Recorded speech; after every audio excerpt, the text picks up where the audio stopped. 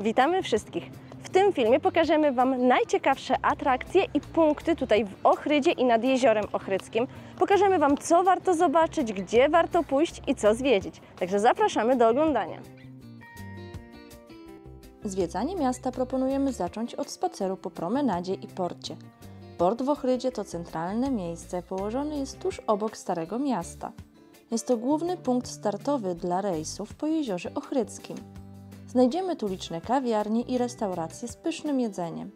Jest to idealne miejsce na relaks. Spacerując wzdłuż brzegu jeziora można poczuć unikalną atmosferę Ochrydy i cieszyć się pięknymi widokami.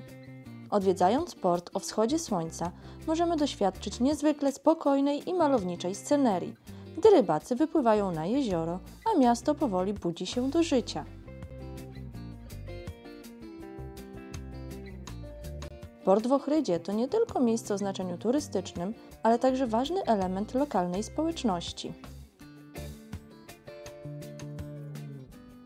Jednym z najważniejszych i najstarszych zabytków w Ochrydzie jest cerkiew Świętej Zofii. Znajduje się w historycznym centrum miasta i jest symbolem prawosławia oraz jednym z najcenniejszych dzieł architektury bizantyjskiej na Bałkanach. Cerkiew Świętej Zofii pochodzi z XI wieku i słynie z dobrze zachowanych fresków. Fasada jest ozdobiona typowymi dla średniowiecznej architektury cegłami i kamieniami, tworząc unikalne wzory. Aby poczuć magię Ochrydy, warto wybrać się na spacer drewnianą kładką. Jest to jedna z najpopularniejszych tras spacerowych, która biegnie wzdłuż skalistego wybrzeża. Kładka oferuje niesamowite widoki na jezioro i góry w tle, a spacer nią to świetny sposób na dotarcie do cerkwi Świętego Jana, czyli jednego z najbardziej malowniczych punktów widokowych w Macedonii Północnej. Spacer drewnianą kładką jest popularny zarówno wśród turystów, jak i miejscowych, którzy chętnie spacerują nią o zachodzie słońca. Kładka biegnie tuż nad wodą, co daje możliwość podziwiania krystalicznie czystej tafli jeziora i jednocześnie jest to jedno z najbardziej fotografowanych miejsc. Możemy tu zobaczyć małe łódki rybackie wraz z lokalnymi rybakami, jak również znajdziemy tu małą plażę, restaurację oraz wypożyczalnię łódek i kajaków. Drewniana kładka została zbudowana, aby ułatwić turystom i mieszkańcom dojście do cerkwi oraz aby stworzyć jedną z najpiękniejszych tras spacerowych w regionie.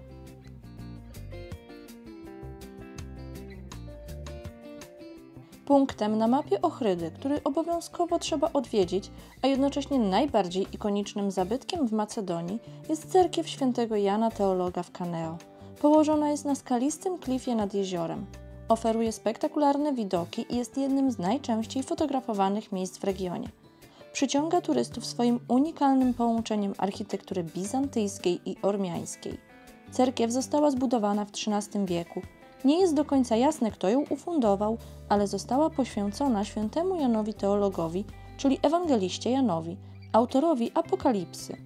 W XIX wieku przeprowadzono renowację cerkwi, która ujawniła ukryte pod warstwą tynku freski i inne detale architektoniczne.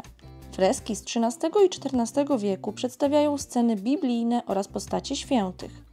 Choć nie wszystkie się zachowały, to te, które przetrwały, należą do najważniejszych przykładów średniowiecznego malarstwa cerkiewnego w regionie. Ciekawostką jest to, że cerkiew Świętego Jana w Kaneo często pojawia się w folderach turystycznych i przewodnikach jako wizytówka Ochrydy. Od cerkwi Świętego Jana Teologa tylko krótki spacer przez las dzieli nas od twierdzy cara Samuela. Mury twierdzy mają wysokość nawet 16 metrów i otaczają duży obszar. To właśnie z nich turyści mają spektakularne widoki na Ochrydę i Jezioro Ochrydzkie. Niestety my zwiedzaliśmy miasto w poniedziałek, a jest to jedyny dzień tygodnia, gdy twierdza jest zamknięta i nie mogliśmy tego zobaczyć. Twierdza cara Samuela to najlepiej zachowana średniowieczna twierdza w kraju, a jej historia sięga czasów starożytnych. Jest to rozległy kompleks, a jego najważniejsze elementy to mury obronne, bramy wejściowe, wieże strażnicze i tarasy widokowe. Twierdza była świadkiem wielu bitew i przemian, a spacer po murach pozwala poczuć się jak w średniowieczu. Kolejnym ważnym zabytkiem w Ochrydzie jest amfiteatr. Znajduje się on w historycznym centrum miasta i jest jedynym zachowanym antycznym teatrem w Macedonii Północnej. Został zbudowany w II wieku przed naszą erą przez Greków i służył jako miejsce przedstawień i koncertów. W czasach rzymskich został przekształcony w arenę dla gladiatorów, gdzie odbywały się walki na śmierć i życie. W średniowieczu został zasypany ziemią, ponieważ uznawano go za nieczyste miejsce. Natomiast odkryto go ponownie dopiero w 1980 roku. Amfiteatr został częściowo odrestaurowany, zachowały się tu rzędy siedzeń, części sceny i fragmenty murów. Dziś odbywają się tu koncerty, festiwale i wydarzenia kulturalne. Jednym z najważniejszych zabytków sakralnych w Ochrydzie, słynącym z najpiękniejszych fresków bizantyjskich w Europie, jest kościół Matki Bożej Peribleptos.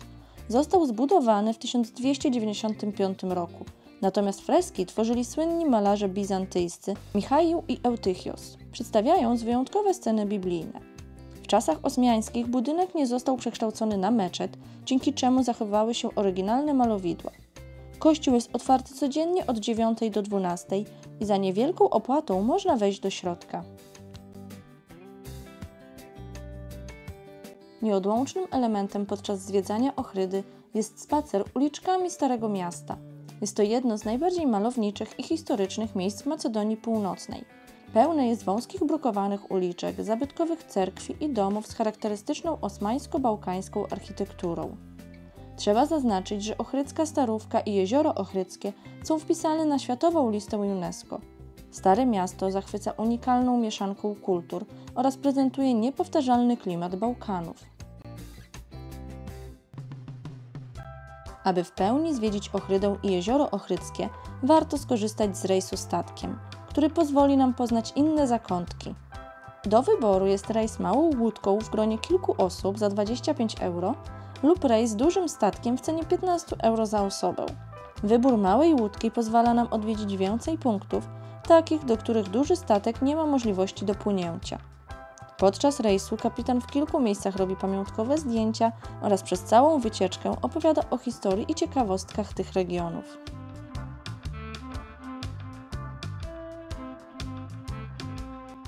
Po wypłynięciu z portu kierujemy się wzdłuż wybrzeża wprost pod sanktuarium świętego Jana w Kaneo, dzięki czemu możemy podziwiać je z innej perspektywy. Zarówno z lądu, jak i z wody wygląda bardzo imponująco.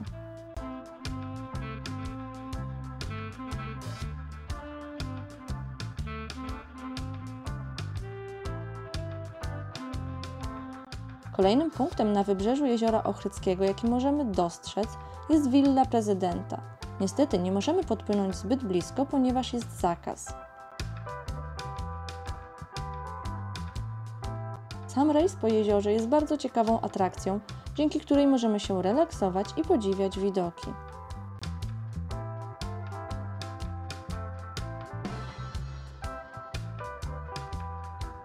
Ważnym miejscem, do którego dopływamy po kilkudziesięciu minutach, jest Muzeum na Wodzie. Znajduje się ono w urokliwym zakątku zwanym Zatoką Kości. Możemy tu zobaczyć rekonstrukcję osady z czasów prehistorycznych. W czasie podwodnych badań archeologicznych prowadzonych w latach 1997-2005 odkryto zabytkową osadę na Palach należącą do późnej epoki brązu i wczesnej epoki żelaza. Podczas badań znaleziono około 6000 drewnianych pali, które prawdopodobnie podtrzymywały platformę, na której znajdowały się chaty również wykonane z drewna. Znaleziono liczne fragmenty naczyń ceramicznych, przedmiotów z kamienia oraz kości zwierzęcych, z których zrobione były narzędzia. Obecnie w zrekonstruowanych chatach znajduje się muzeum, które jest otwarte w sezonie w godzinach od 9 do 16, z wyjątkiem poniedziałków, kiedy jest nieczynne. Podczas rejsu jest około 30 minut przerwy w Zatoce Kości, przeznaczone na zwiedzanie wioski.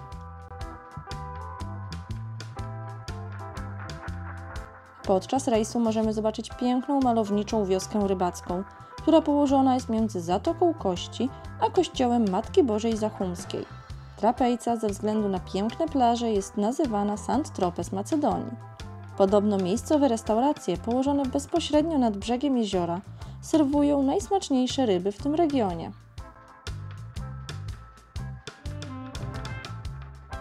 Dzięki temu, że wybraliśmy małą łódkę, a nie duży statek, możemy dopłynąć do kościoła Matki Bożej Zachumskiej. Mamy tu krótką przerwę i jeśli ktoś zabrał ze sobą strój kąpielowy, to może skorzystać tu z małej plaży położonej tuż obok kościoła. Kościół Matki Bożej Zachumskiej został zbudowany i ozdobiony freskami w 1361 roku. Stanowi on przykład bizantyjskiej architektury sakralnej. Jego białe ściany i czerwone dachówki idealnie komponują się z otaczającym go krajobrazem. Wnętrze cerkwi zdobią dobrze zachowane freski przedstawiające sceny biblijne.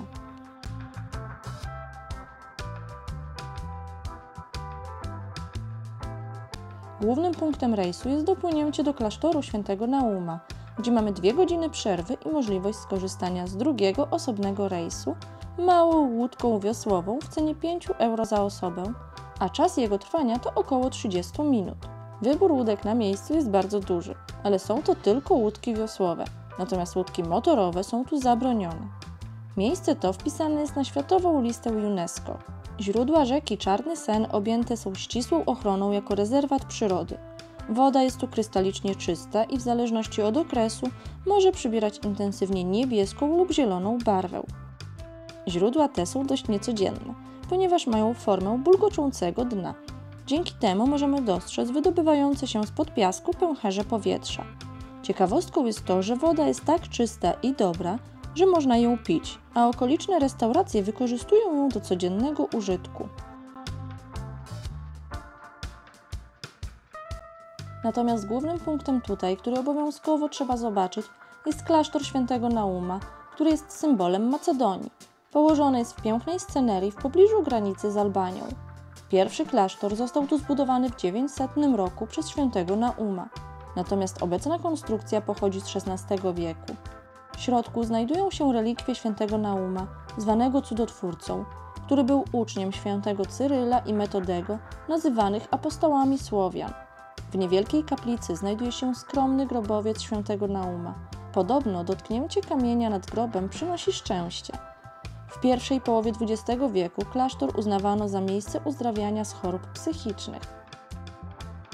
Święty Naum jest ważną postacią dla prawosławnych. Był naukowcem i pisarzem. Został świętym, ponieważ zasłynął z dokonywania licznych cudów. Cały kompleks tutaj utrzymany jest w stylu bizantyjskim, a z murów można podziwiać piękną panoramę Jeziora Ochrydzkiego.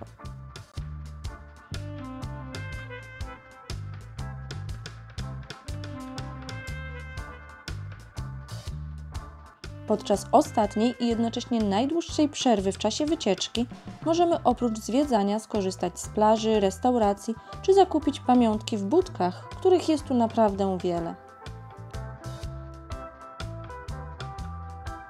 Tak w skrócie wyglądają główne punkty miejsca tutaj w Ochrydzie i nad Jeziorem Ochrydzkim. Gorąco polecamy przyjechać w te rejony, naprawdę jest tutaj pięknie, można dużo pozwiedzać, zobaczyć dużo fajnych miejsc i bardzo ciekawie i fajnie spędzić czas. A dodatkowo zapraszamy Was do lajkowania, komentowania i subskrypcji naszego kanału. Pa!